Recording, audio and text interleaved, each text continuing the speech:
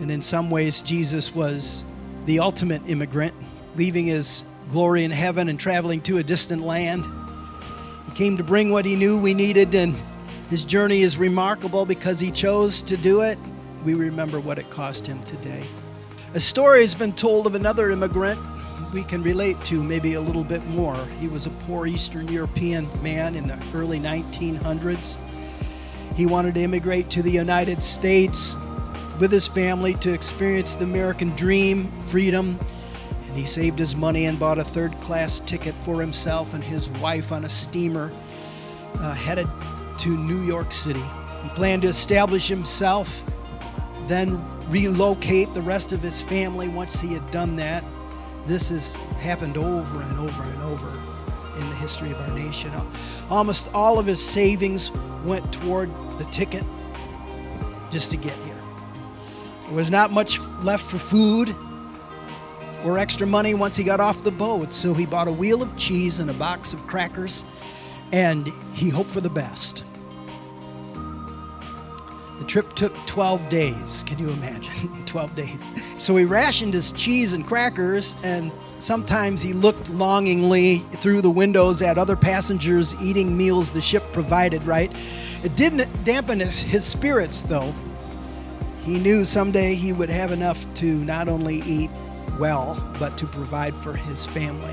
Very optimistic. And on the last day of the trip, he saw the Statue of Liberty and Ellis Island. How many of you have been there? I've been there. I've seen it. I've often thought about that when we were there looking at the Statue of Liberty, all the immigrants that have come in and all the people who had gone through that area, headed off to war, who saw that Statue of Liberty was one of the last things they saw of America, but they saw that coming back too. What a blessing. Anyways, this man saw the Statue of Liberty and Ellis Island, and it was a good thing because his food had run out by the time he got there, and he was hungry.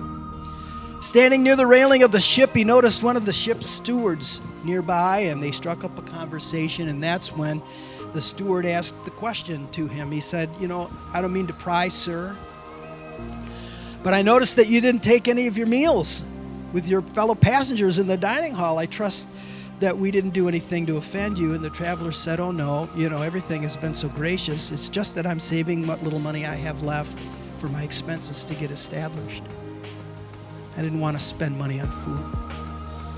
And the steward's expression turned to shock when he understood what the traveler was saying. Oh, my dear friend, the steward said, did you not know that 3 meals each day were included in the price of your ticket? We set a place for you at every meal, but you never came.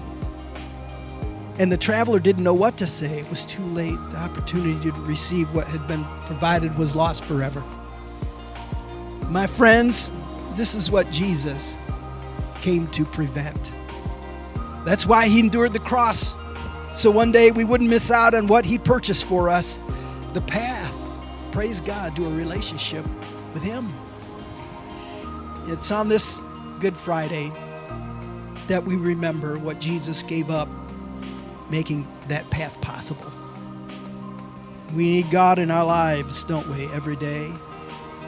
And if you're tired of living off cheese and crackers, when so much more is available to you, consider Jesus, the suffering servant who died so you could have what God wanted you to have all along.